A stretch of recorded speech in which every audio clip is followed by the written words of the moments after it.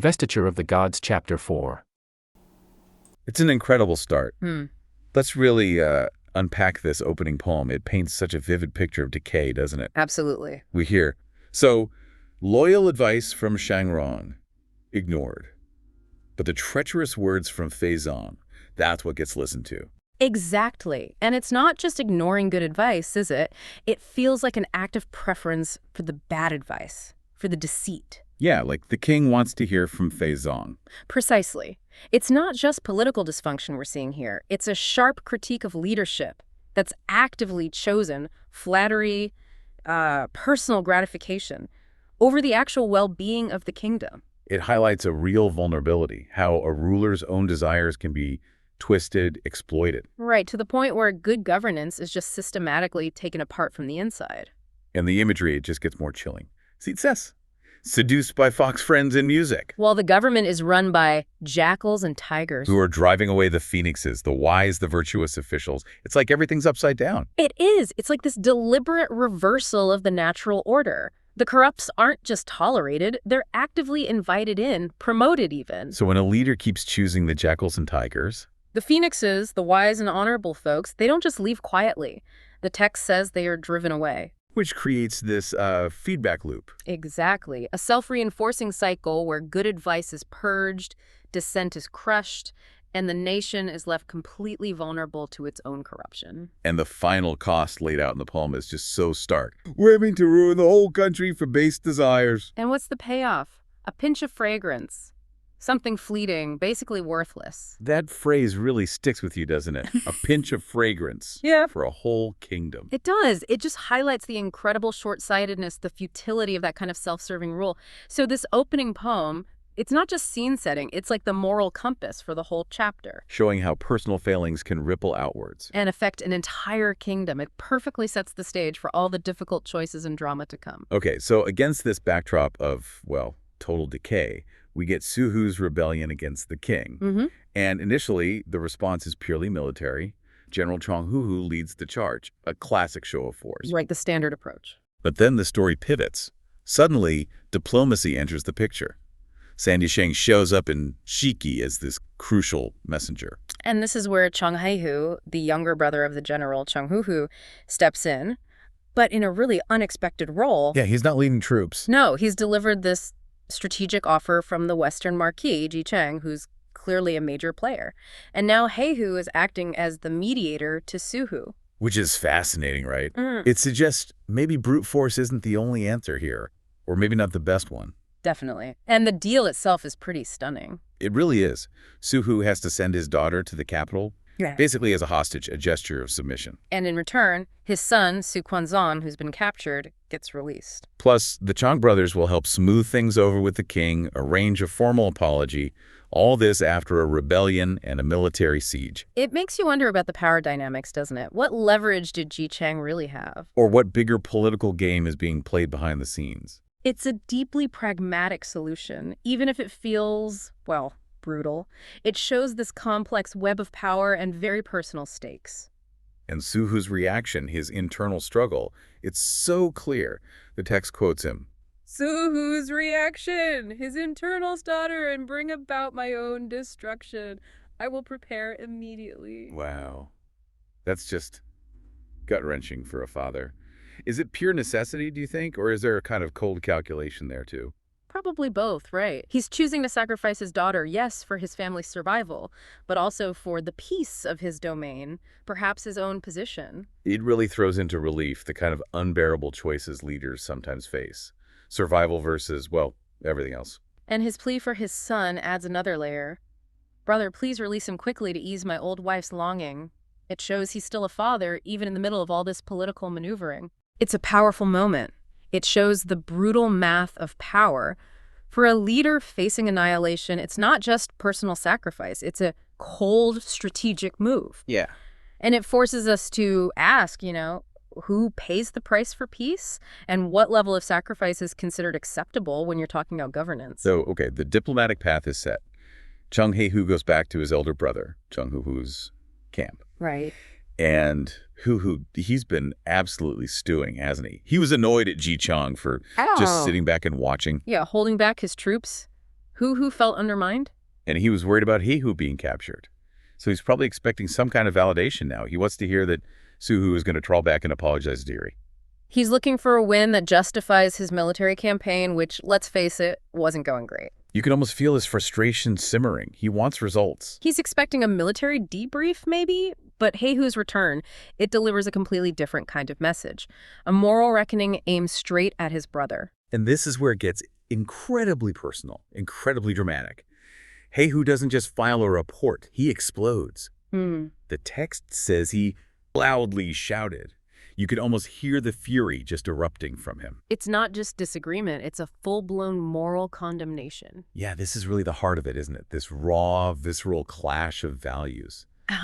And it's between brothers. Which makes it so much more powerful, challenging that core bond of family loyalty, especially in that time and culture. Hehu uses this incredibly potent analogy. Hehu uses this incredibly potent analogy. Let the Joshupo or the Pokopa from our older brother. We come from the same root, but fruits from one tree. Some are sour, some are sweet. Children of one mother. Some are foolish, some are wise. Oof. That's not just a comparison. No, it's devastating. It's a public act of, moral disavowal. In a society where family lineage is everything, Hehu is basically saying, we might share blood, but morally, we are worlds apart. He's drawing a line in the sand, declaring his brother a disgrace to their ancestors, to their root. It's a shocking challenge to the whole structure of hierarchy and kinship. Wow. What a family reunion. And Hehu just keeps going, doesn't he? He hits Huhu with the military failures, losing soldiers. And then the real gut punch. They don't do good things for the court. You specifically entice the emperor towards treacherous officials. Huititu. So everyone in the world resents you. Which brings us right back to that opening poem. It's all connected. It absolutely is. Hehu isn't just talking about military incompetence now. He's accusing his brother of being complicit in the kingdom's moral decay. Laying the blame right at his feet for creating the environment where those treacherous officials thrive. Exactly. He's saying true loyalty isn't blind obedience. It's confronting corruption, even if it's in your own family. It's a really powerful statement. And then the rhetorical knife twist, contrasting Huhu's stalled military campaign with the success of a single letter. Yeah, basically saying, your army failed, but a piece of paper worked. He calls Huhu a shame and a disgrace to the Chung family, using that huge weight of family honor against him. It really forces you to think about integrity versus ambition, doesn't it? Hehu's speech isn't just anger, it's this profound statement about honorable service. How far do you go for your principles? Even if it means shattering family ties, bonds that are usually considered unbreakable. For Hehu, it seems like justice and loyalty to the state, the right way of doing things, outweighs even that. And the final line seals it. Meldebra. From today I part with you, I, Hehu, will never see you again. Just, wow, a complete final break. The moral gap is just too wide for him.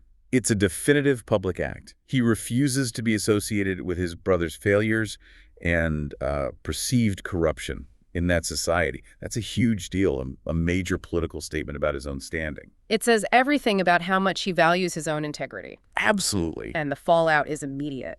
Hehu, still furious, just takes charge, orders Su Quanzong released right away. And Quanzong is understandably grateful. Uncle, heavenly grace, granted this nephew a second life. Hehu tells him, go tell your father to get moving to court, basically sealing the deal he brokered. And then he just leaves, gets on his Jun, his golden-eyed beast, takes his 3,000 men, and heads back to Kezu. Doesn't stick around, doesn't try to patch things up. Just leaves Huhu there, presumably humiliated. His mission, the diplomatic one, the one for the state, is done. But the break with his brother, that's absolute, final, and very public. With Suhu, he's in this impossible situation, isn't he? Completely impossible. He's being forced, basically compelled, to send Daji to King Zhu, the tyrant, as a concubine. Yeah, and it's not his choice at all. It was advice from Jibo, actually, who framed it as the only way to avoid a calamity of extermination for his whole family. Wow. Extermination, the stakes couldn't be higher. Exactly. And you have to understand the weight of here, that loyalty between ruler and subject. It's not just, a suggestion. It's a code. It's a deeply, deeply ingrained code, almost sacred. It essentially meant, look, if the ruler tells you to die, you don't refuse. So refusal wasn't really an option. Not if he wanted his family to survive. It would mean total annihilation. So it's this sense of duty, this ethical bind that forces him, even though he feels immense shame and reluctance. It's not just about saving his skin then, it's about this core principle he feels bound by. Precisely. It's a moral obligation, overriding personal feelings, overriding even parental love in a way. Do we see this concept play out so harshly elsewhere in the novel? Or is Suhu's case unique in its personal cost? Oh, it underpins a lot of the political drama, definitely. Yeah. But Suhu's situation is especially poignant, I think, because it's his own child. Yeah. It forces this unimaginable sacrifice. It really throws the ruthlessness of that imperial power and the demands of loyalty into sharp relief. And the farewell scene, it's just as heartbreaking as you'd expect. Oh, absolutely. Daji is described as delicate and gentle, and she's weeping. Tears like rain, saying goodbye to her mother, Lady Yang, her brother, Su Quanzong. Yeah, the imagery is so powerful, like peonies in mist or rain-kissed pear blossoms. It paints such a picture of fragile beauty, just lost in sorrow. Mm-hmm. And adding to that sorrow are the parents' fears. Suhu and Lady Yang, they worry. About what specifically? They worry that Daji, being so gentle, won't grasp the tricky etiquette of the court, that she might accidentally cause trouble. Ah, so they're worried about practical things, social blunders. Exactly. Which seems totally reasonable at the time. But looking back, it's tragically ironic, isn't it? It foreshadows the real trouble, but in a way they could never, ever guess. Hits hard in hindsight, yeah. Okay, so the journey begins, and it's massive. Suhu has 3,000 soldiers, 500 family guards. Huge procession. They travel relentlessly. Hungry eating, thirsty drinking. Ah! Through green willow ancient paths, red apricot orchards. So text really emphasizes the length and hardship. Crying crows announcing spring. Cuckoos calling to the moon. It builds this mood, doesn't it? Long, weary, heading towards something. Ominous. Definitely. It's not just travelogue. It underscores the effort, the drawn-out sorrow, and the kind of inevitability of it all. Every step is bringing them closer to that fateful end. It feels like fate marching on. So after days, they finally reach the Enzu Inn at dusk. You can imagine the relief, right? Finally, shelter. Oh, yeah. A welcome sight after all that travel. But as you often find in these stories, an inn isn't always just an inn. No, exactly. Inns in these old narratives are often charged places. Thresholds. Thresholds. How so? Well, they're where ordinary travelers are vulnerable, away from home, and where the mundane world can suddenly intersect with the supernatural. Destinies get changed in inns. And right on cue, the innkeeper gives them this urgent warning. Yep. He says, look, for 3 years now, a demon, a spirit has been haunting this place. Everyone avoids it. He even suggests Daji should maybe camp outside. He does. Respectfully, of course. Just to be safe, it's a clear warning. But Suhu, he's not having it. No, he gets angry, actually. Bride kicks in. He declares that, the emperor's noble person, meaning Daji, fears no evil spirits. He insists they stay inside, demands it be cleaned. It's that loyalty again, isn't it? And maybe a bit of arrogance. His duty makes him feel invulnerable, perhaps. But it effectively ignores the local knowledge, the immediate danger. He walks right into it. So they set up inside. Daji's in the inner hall with 50 maids. Soldiers are guarding everywhere. But Suhu, despite his brave words, he's still uneasy. You can tell. He's outwardly defiant, we fear nothing. But inwardly, she's cautious. The text mentions he keeps his leopard tail whip close by while he's reading military texts. The whip.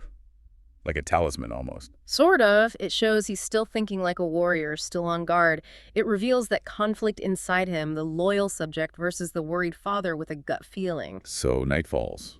Suhu does a patrol around the first watch, checks on Daji. Finds her and the maids asleep. Peaceful, he feels a bit better, goes back to his reading. A brief moment of calm. But then... And then things change.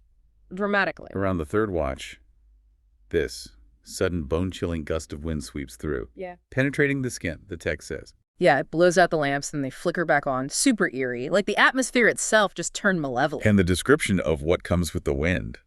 It's intense. Oh, it's terrifying. It's not a tiger's roar nor a dragon's cry. It's this chilling wind, this cold, evil energy. It hides water demons and mountain spirits. Eyes like golden lamps in a heavy mist, claws like steel hooks emerging from purple clouds. Exactly. And its tail sways, its head shakes like a bee, and it's ferocious like a swanee. Okay, hold on. A bean and a swanee. What are those? What kind of image should we have? Good question. Think of a bean as this powerful, mythical beast, often seen on prison gates, signifies justice, but also immense power, very imposing. Okay. And a swanee is another mythical creature, lion-like, known for just raw, untamed strength and ferocity. So the description is combining Yeah, authority and wildness. pretty much. It's ancient power, untamed might, majestic but terrifying. A force of pure, primal evil. And then someone screams. Yes. Yeah. A maid cries out, "A demon has come!" Suhu grabs his whip, his lamp, rushes in. But bam! That demonic wind hits again, blows out his lamp instantly. So he's plunged into darkness right at the critical moment. He has to turn back, rush out to get another light. It seems like such a small thing, right? A delay of maybe seconds. But it's everything. It's everything. That tiny interval, that moment he's fumbling for a light, that's the hinge upon which the whole story turns. It's the crack where destiny slips through. He comes back, finally gets the light working, finds the maids terrified, scattered. Yes. He goes straight to Daji's bed, pulls back the curtain, asks her, "My dear, did you see anything, that demonic energy?" He's probably expecting tears, fear. But the Daji who answers, She's calm. almost eerily calm. She says she just heard the scream in a dream, saw the light, didn't see any demon. She even thanks him for protecting her. And Suhu, he buys it. He's relieved. His daughter seems okay. That's all he wants to hear. He tells her to rest. He has absolutely no idea No idea that. that the person he just spoke to isn't Daji. Not anymore. So what happened? In that moment, he was gone. While he was getting that lamp, the real Daji's soul was, well, the text says it was sucked away. She had died long ago. Died, just like that. Instantly. And this 1,000-year-old fox spirit had slipped in and borrowed her body to take form. Oh my God. So it wasn't a possession. It was a replacement. Exactly. A complete takeover. The fox spirit needed a vessel to get close to King Zhao to fulfill its own mission of destroying the dynasty. And Daji, she was the perfect disguise. That's devastating. He's standing right there talking to this creature wearing his daughter's face, and he's just relieved she's okay. The deception is absolute. And it's chillingly efficient. The real, gentle Daji is gone, vanished, replaced by this ancient evil. And the text underlines this, doesn't it? Saying, this is heaven's decree, not within human power. That line is crucial. But heaven's decree, does that really let everyone off the hook? Or is it more like the storyteller saying, look, this was fated beyond human control? I think it's core to the novel's philosophy. It suggests these events are part of a much larger cosmic plan, a game being played by higher powers. So from a human view, it's pure tragedy. But for the narrative, it's destiny. In a sense, yes. It frames human actions within that preordained path.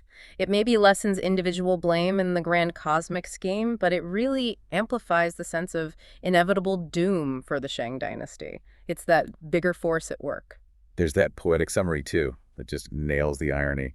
At Enzu Inn, strange wind surprised, Suhu raised whip, lamp extinguished. The tender beauty is now lost, mistaking a demon for his own daughter. Gut-wrenching. It happens right under his nose, and he has no clue. None at all. In fact, he spends the rest of the night sleepless, but he's worrying about the wrong thing entirely. Right. He's still fretting about the crime of deceiving the emperor if Daji had actually been harmed by the demon. He's focused on earthly rules, imperial protocols.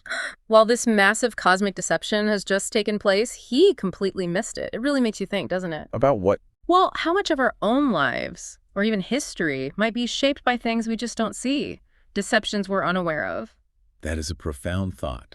We're so caught up in our immediate worries, our duties. Like Suhu worrying about the emperor's anger, that we miss the deeper currents, the things truly steering the ship. These stories often highlight that veil between what we see and what's really going on. So the journey continues. But now it's not Daji traveling with him. No, It's the fox spirit wearing Daji's body. They leave Enzu, cross the Yellow River, finally arrive outside the capital. And Suhu reports in. He reports to Wucheng Wang Hongfeihu, a key general.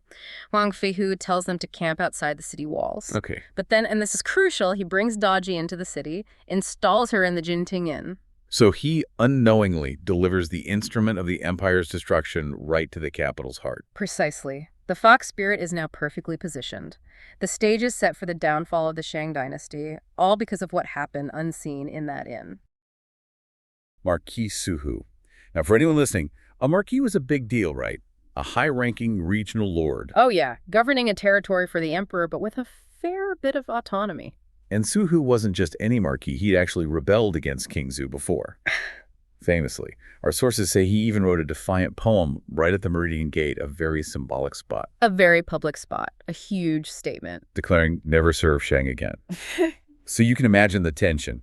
This same guy is now heading to the capital, not to fight, but to offer his daughter, Daji, basically as a peace offering, trying to make up for what he did. What a turnaround. But what's fascinating right away is the corruption layer already simmering underneath. You've got these two powerful, conniving officials, Feizong and Yuhan, and they really resent Suhu. Why? What was their beef with him? Simple, really. He hadn't bribed them. The source even tells us their internal thought, chillingly, his life and death are in our hands. So even before Daji arrives, Suhu's fate is being manipulated by these insiders, purely out of petty revenge, not statecraft. Wow, so his fate is already shaky just because of a missed bribe. Yeah. And King Zhu. How's it feeling about Suhu showing up? He can't be pleased. Pleased, not even close. The king is described as seething, absolutely furious. He remembers the poem, the armed resistance, all of it. His first instinct, Suhu, behead him. Just like that. Just like that, to uphold state law. This is a king portrayed as prone to rage, quick to harsh judgment, an iron fist kind of ruler. Okay, so things look bad for Suhu. This is where the court politics really kick in, isn't it? Who tries to calm the king down? That falls to Prime Minister Shang Rong. He steps up and reminds the king, look, Western Marquis Ji Chang suggested this route, Suhu offering his daughter for redemption. And he appeals to the king's sense of seat, that great righteousness between ruler and subject. Ah, so playing on the king's expected role, the moral code. Exactly. It's not just begging for mercy. It's invoking this core Confucian idea of duty, loyalty, the proper order. He's asking the king to act like a just emperor, not just react emotionally. Okay, makes sense. But then Feizong, one of those corrupt officials, gets involved again. How does he play this? Oh, this is where it gets really clever, or maybe sinister. Feizong seems to support the prime minister's plea. He makes it look like he's being reasonable, but then he adds this crucial condition. Daji herself has to be presented to the king. Uh-oh. Right. If her beauty is truly extraordinary, Suhu gets pardoned. If not, well, both father and daughter face execution. That is an incredibly high-stakes gamble. Is Feizong just betting on her looks, or is there something deeper going on? What's his angle here? That's the key question, isn't it? On the surface, yeah, it's a beauty contest. But remember, Feizong and Yuhan already wanted Suhu gone. This is a crafted trap. If Daji isn't beautiful enough, problem solved, Suhu and Daji are executed, grudge settled. If she is stunning. Then, as they probably suspected she would be, they potentially gain influence. Maybe through her, maybe just by distracting the king. Either way, it opens doors for them. And the source's comment here is just, wow. It says, this single word from Feizong would doom the 600-year foundation of the Shang dynasty. Just one sentence. That's heavy foreshadowing. It's not just about Daji then, but how this one political move, driven by a personal grudge, spirals out of control. Precisely. It shows Feizong isn't just corrupt, he's a master manipulator. He's playing the king's known weaknesses and the court's instability. It really highlights that vulnerability in absolute monarchies, doesn't it? How the whole system can be thrown off course by personal vendettas right at the top. The structure concentrates power, but also makes it incredibly susceptible to individual flaws. Exactly right. And it sets the stage perfectly. Daji's entrance isn't just a beautiful woman arriving. It's like lighting a match in a room full of gasoline. The king's flaws, the court's corruption, it's all about to ignite. So, Feizong's condition is set. The moment of truth arrives. Daji is unveiled. Describe her entrance. It sounds pretty grand. It is. She's summoned to meet King Zhou. She crosses the Nine-Dragon Bridge, enters the Nine-Hall Palace. These aren't just random places. They symbolize imperial power, majesty. Her arrival is meant to feel significant, imposing even. And her appearance. The text really goes into detail, I hear. Oh, it does. It uses some incredibly evocative language. Hair like black clouds, an apricot face, peach cheeks, faint eyebrows like distant mountains, willowy, graceful waist. It's painting this picture of almost unearthly beauty. Wow, that's poetic, almost divine. Yeah. But you mentioned it wasn't just her looks. There was more to her presence. Yes, exactly. The source emphasizes her aura, her voice, her gaze. Even just her calling out, "Long live the emperor," is described as having this beautiful, harmonious quality. And her eyes hold charming, myriad affections. So it's the whole package. The vibe, the way she carries herself, her eyes, not just features. Is that what makes her so irresistible? What's the psychological impact the text is trying to get across? I think that whole package idea is spot on. It's more than just physical beauty. It suggests this almost supernatural charisma and ability to project something that completely disarms people. The text compares her to Bath, a begonia drunk on sunlight, a pear blossom in the rain. Then the ultimate comparison. Like a celestial maiden, like Change, the moon goddess herself. Okay, so basically comparing her to a goddess. Pretty much. And the impact on Kingzu is shown as total, a complete sensory and emotional overload. The text isn't just saying he thought she was hot. It's showing a complete shutdown of his rational mind, a total surrender. It says his whole soul wandering outside heaven, spirit scattered to the 9 heavens. Bones soft, muscles weak, ears hot, eyes twitching. Utterly at a loss. That's not just admiration, that's... A complete psychological collapse, a physical one almost. He's utterly captivated, can't It function. makes you wonder, doesn't it? How many big historical moments turned on something that personal, that visceral? Absolutely. The story emphasizes this wasn't a rational choice. It was an involuntary reaction. His senses, his will hijacked by her presence. And the consequences. They hit fast, right? What happens to Suhu, the guy who was about to lose his head? His fortunes flip instantly. It's incredible. Kingzu pardons him, his whole family, restores his office, gives him the title Royal Relative. That's huge. Royal relative from condemned rebel. Exactly. And a massive salary increase. 2,000 pickles monthly. That's an enormous amount of wealth and status. Plus a 3-day banquet in his honor and high-ranking officials assigned to escort him home. It's a stunning reversal. Just shows the king's absolute power, I guess. If he likes your daughter that much. But okay, Suhu's suddenly on top of the world. Mm-hmm. How are the other officials reacting? The ones who were already unhappy? The source is clear. Shisha, the officials were deeply displeased by the emperor's obsession. They see it. They don't like it. But crucially, they feel powerless to object. And that powerlessness, that silence, is where the real danger lies for the empire. Precisely. Their inability to challenge the king's infatuation leads directly to the bigger problem, the swift decline of everything. That silent disapproval shows how concentrated power was. If the emperor goes off the rails, there's nothing to stop it. And he goes off the rails immediately. That very night, the source says he and Daji, Xiyuzhao, became like Phoenix and Dragon. Aimee! Yeah. Their love like glue, and from then on. It's constant feasting, constant revelry, day and night. The king is completely consumed. Duties forgotten. So the government just stops. Pretty much grinds to a halt. Government affairs neglected, official documents all mixed up. Kingzu ignores all petitions, treats them like child's play. He just doesn't care. It's an immediate paralysis. The scale of it is shocking. 2 months without holding court, and petitions from the street. All 800 marquises across the empire, just piling up like mountains. Unanswered. Ignored. The message couldn't be clearer.